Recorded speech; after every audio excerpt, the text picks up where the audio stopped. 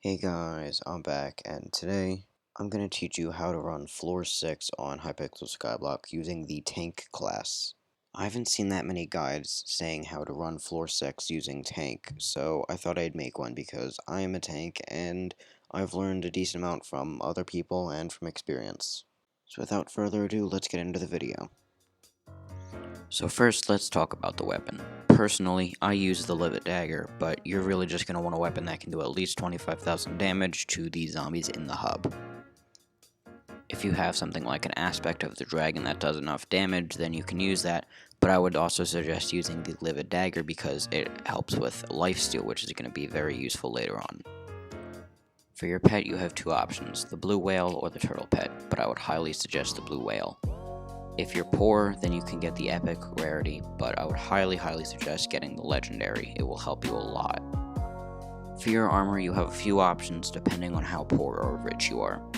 I would very highly suggest 3/4 necromancer armor with a reaper mask, but that might be a bit expensive. If you're a bit more poor like me, you can swap out the necromancer lord chestplate with super heavy chestplate and the reaper mask with a mender fedora. If you're really poor, you can get 3/4 adaptive armor with a zombie soldier chestplate. For reforges, you're going to want to reforge the zombie soldier chestplate, the reaper mask, or the mender fedora to necrotic, and you're going to reforge the necromancer lord armor to giant, and the adaptive and super heavy armor to reinforced. Once you do manage to get the reaper mask and the 3/4 necrotic armor, you're going to want to make sure you have a few things. You're going to want to make sure everything is max hot potato booked, it's 5-starred, and all the armor has rejuvenate on it. Rejuvenate 5 is ideal, but you can get whatever you can afford. A few items you're going to want are the zombie sword and the wand of restoration. The zombie sword can be upgraded into the ornate zombie sword, and the wand of restoration can be upgraded into the wand of atonement. I would highly suggest getting the max upgrades as it will make your life a lot easier. I would also suggest having some other basic items such as the defuse kit, some super boom TNT, and having lifesteal on your weapon of choice, whether it be the Livid Dagger or something else. I would also suggest having a dungeon potion, but this is optional, you do not have to get this. Something else that I would definitely recommend getting is all of the fairy souls. There are a few hidden throughout dungeons that you might not be able to get, but it's definitely worth it to go through all of the hubs and get all the fairy souls on them.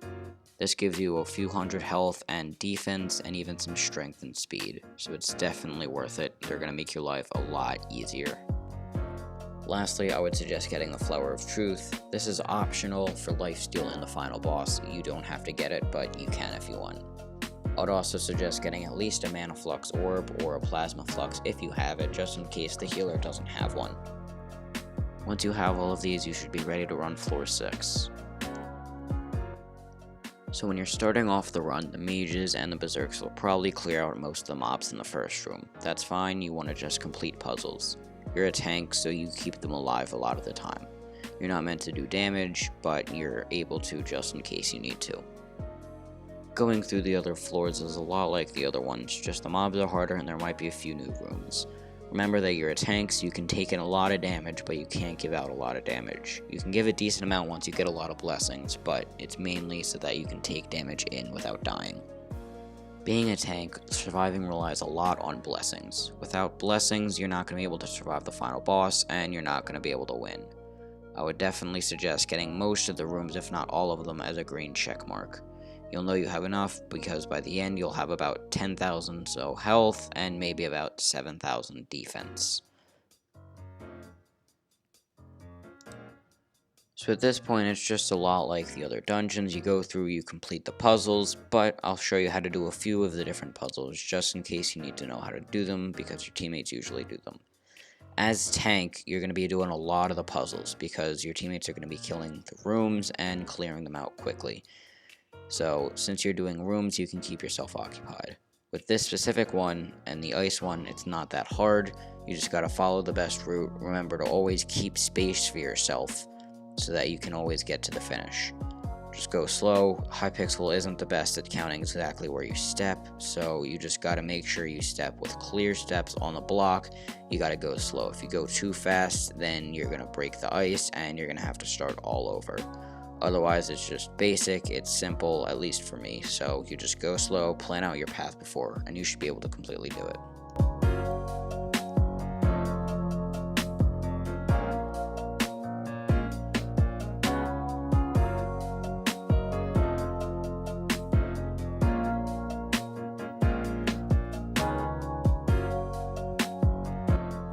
As you can see in this dungeon, my teammates blood rushed, which is completely fine, but as you can see here, I'm clearing out a room by myself.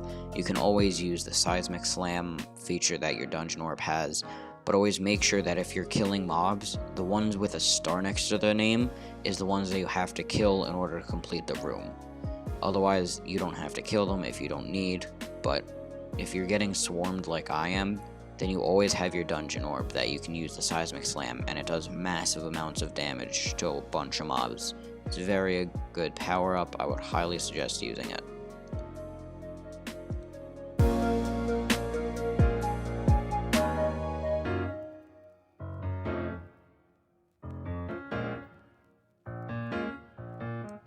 So here I'll show you how to speedrun the trap room. I know this room really well, so it should be easy to speedrun once you learn it.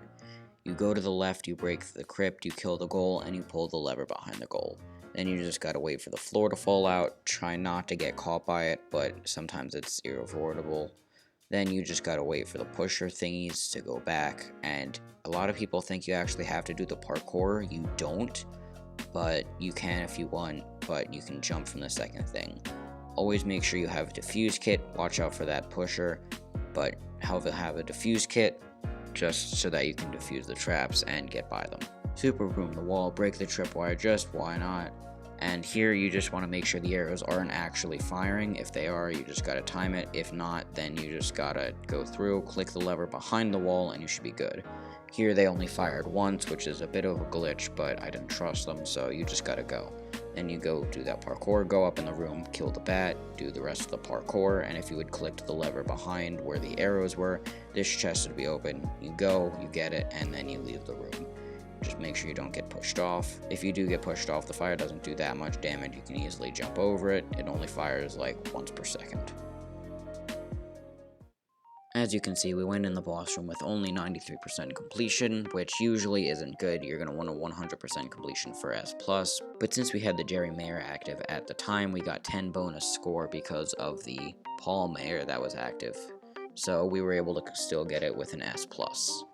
So different teams decide to do this differently. Some like to do the golems as the Terracottas are spawning, but some like to do them before, and some don't like to do them at all. I don't know if that's avoidable, but if it is, then you can do it.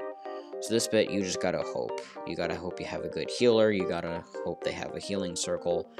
At least a mana flux orb is really what you need to survive. So you're maining really on your wand of healing and your zombie sword. So the wand of healing, just make sure you're always healing.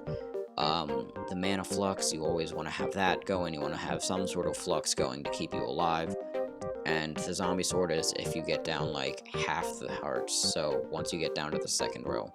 A lot of survival is based on lifesteal. Make sure you have lifesteal on your livid dagger. So here you can see I'm getting really low on health, so I just get out of there as fast as I can and run, and my teammates finish off the Terracottas. So we go to the next phase. The next stage is where the 4 giants are released. This is pretty easy. You can just whack at their feet. Since you're a tank, you probably won't die, but the mages will probably take care of a lot of it because they have the ranged weapons. As long as you can tank a decent amount of damage, you won't die from this. Just try not to fall down the hole when the main guy spawns.